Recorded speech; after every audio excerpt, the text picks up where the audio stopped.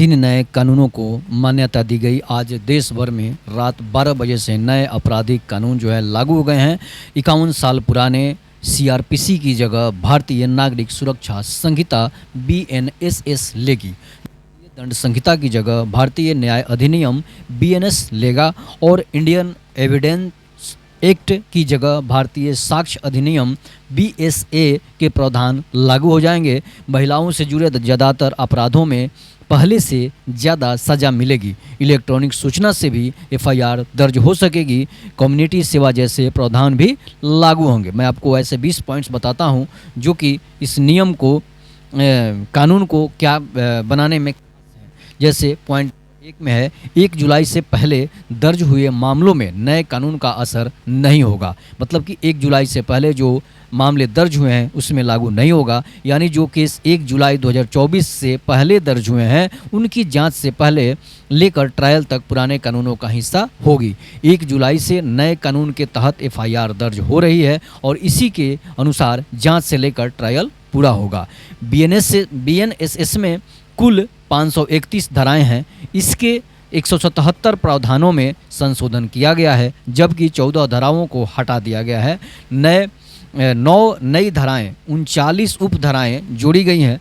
पहले सीआरपीसी में 484 धाराएं थी। पॉइंट नंबर 4 में आते हैं कि भारतीय न्याय संहिता में कुल 557 धाराएं हैं। अब तक आईपीसी में 511 धाराएं थी। इसी तरह भारतीय साक्ष्य अधिनियम में कुल 170 धाराएं हैं। नए कानून में 6 धाराओं को हटाया गया है। 2 नई धाराएं और 6 उप धाराएं जोड़ी गई हैं। पहले इंडियन एविडेंस एक्ट में कुल 167 धाराएं थी। नए कानून में ऑडियो वीडियो यानी इलेक्ट्रॉनिक साक्ष्य पर जोर दिया गया है। फॉरेंसिक जांच को अहमियत दी गई है। इसके बाद कोई भी नागरिक अपराध के सिलसिले में कहीं भी 0 एफआईआर दर्ज करा सकेगा। जांच के लिए मामले को संबंधित थाने में भेजा जाएगा। अगर 0 एफआईआर ऐसे अपराध से जुड़ी है जिसमें 3 से 7 साल तक सजा का प्रावधान है तो फॉरेंसिक टीम से साक्ष्यों की जांच करवानी होगी। अब इलेक्ट्रॉनिक सूचना से भी एफआईआर दर्ज हो सकेगी। हत्या, लूट या रेप जैसी गंभीर धाराओं में भी एक ईएफआईआर हो सकेगा। वॉइस रिकॉर्डिंग से भी पुलिस को सूचना दे सकेंगे। ईएफआईआर के मामले में फरियादी को 3 दिन के भीतर थाने पहुंचकर एफआईआर की कॉपी पर साइन करना जरूरी होंगे। अब 9 पॉइंट में आते हैं। फरियादी को एफआईआर बयान से जुड़े दस्तावेज भी दिए जाने का प्रावधान किया गया है। फरियादी चाहे तो पुलिस द्वारा आरोपी से हुई पूछताछ के बिंदु भी ले सकता है। एफआईआर के 90 दिन के भीतर चार्जशीट दाखिल करनी जरूरी होगी। चार्जशीट दाखिल होने के 60 दिनों के भीतर कोर्ट को आरोप तय करने होंगे। मामले की सुनवाई पूरी होने के 30 दिन के भीतर जजमेंट यानी फैसला देना होगा। जजमेंट दिए जाने के बाद 7 दिनों के भीतर उसकी कॉपी मुहैया करानी पड़ेगी। पुलिस को हिरासत में लिए गए शख्स के बारे में उसके परिवार को लिखित में बताना होगा। ऑफलाइन और ऑनलाइन भी सूचना देनी होगी। महिलाओं, बच्चों के खिलाफ होने वाले अपराधों को बीएनएस में कुल 36 धाराओं में प्रावधान किया गया है। रेप का केस धारा 63 के तहत दर्ज होगा। धारा 64 में अपराधी को अधिकतम आजीवन कारावास और न्यूनतम 10 वर्ष की सजा का प्रावधान। मतलब कि अगर आप किसी महिला का रेप करते हैं तो समझिए कि आपको कम से कम 10 साल की सज़ा मिलेगी और अधिक से अधिक फांसी की सज़ा या उम्र कैद हो सकती है। आजीवन कारावास की सज़ा है।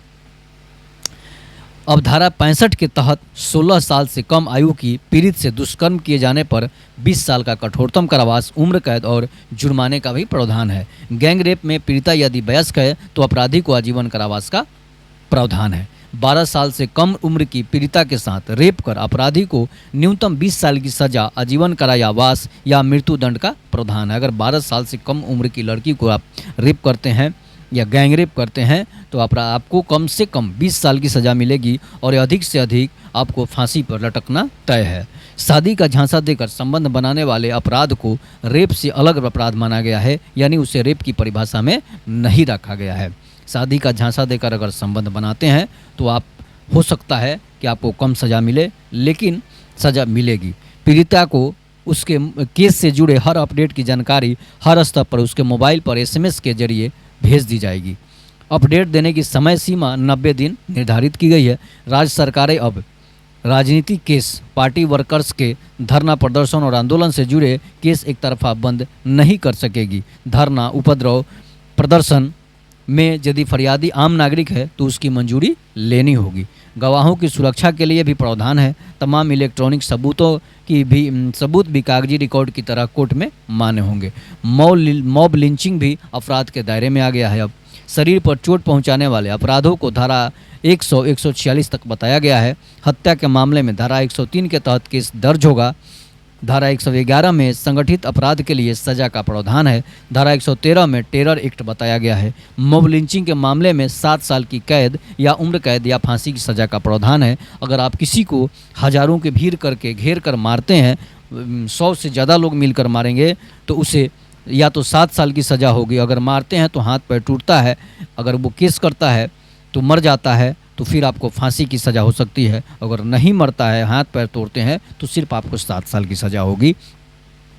चुनावी अपराध को धारा 169, 177 तक रखा गया है। संपत्ति को अगर नुकसान पहुंचाते हैं, चोरी करते हैं, लूट और डकैती आदि करते हैं तो धारा 303 से 334 तक रखा गया है। मानहानि का जिक्र धारा 356 में किया गया है। दहेज के लिए अगर आप हत्या करते हैं तो धारा 79 में, दहेज प्रताड़ना धारा 84 में बताई गई है। तो ये है जिन अपराधों में कम्युनिटी सर्विस देनी होगी। इन सभी अपराधों में छोटे मोटे अपराधों के लिए गिरफ्तार किए गए लोगों को सज़ा के तौर पर सामुदायिक सेवा करनी होगी। छोटे मोटे अपराध अगर करते हैं तो संशोधित नए कानून में आत्महत्या का प्रयास, लोक सेवकों द्वारा अवैध व्यापार, छोटी मोटी चोरी, सार्वजनिक नशा और मानहानि जैसे मामलों में सामुदायिक सेवा के प्रावधान शामिल हैं। आपको सेवा कराया जाएगा। सामुदायिक सेवा अपराधियों को सुधारने का मौका देती है, जबकि जेल की सज़ा उन्हें कठोर अपराधी बना सकती है।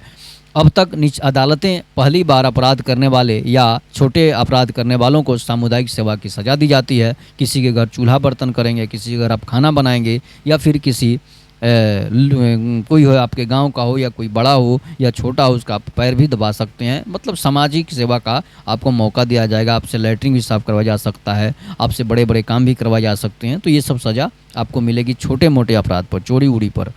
लेकिन अब यह एक अस्थायी कानून बन गया है। नए कानून के तहत पहली बार ऐसा प्रावधान किया गया है जिसमें नशे की हालत में उपद्रव मचाने पर 5,000 रुपये से कम की संपत्ति की चोरी जैसे अब छोटे अपराध के लिए सामुदायिक सेवा को दंड के तौर पर माना गया है। अगर छोटा मोटा चोर चुहार है तो उसके लिए आपको सामाजिक सेवा का मौका मिलेगा। अब आप सेवा करेंगे। तो ये एक बहुत बड़ी खबर थी जिसको मैंने बताया कि अगर आप अपराध करते हैं तो फिर आपको मृत्यु दंड या फिर फांसी की सज़ा हो सकती है, या 10 से 20 साल जेल रह सकते हैं। तो इस तरह से अगर छोटे मोटे अपराध करते हैं तो आपको वही समाज की सेवा करना पड़ेगा। तो आप इसमें वीडियो को ज़्यादा से ज़्यादा शेयर कीजिएगा ताकि हर अपराधी को, हर अच्छे लोगों तक ये वीडियो जाए और इसे सुधरने का उन्हें मौका मिले। तब तक के लिए नमस्कार। जय हिंद, जय भारत, जय श्री राम।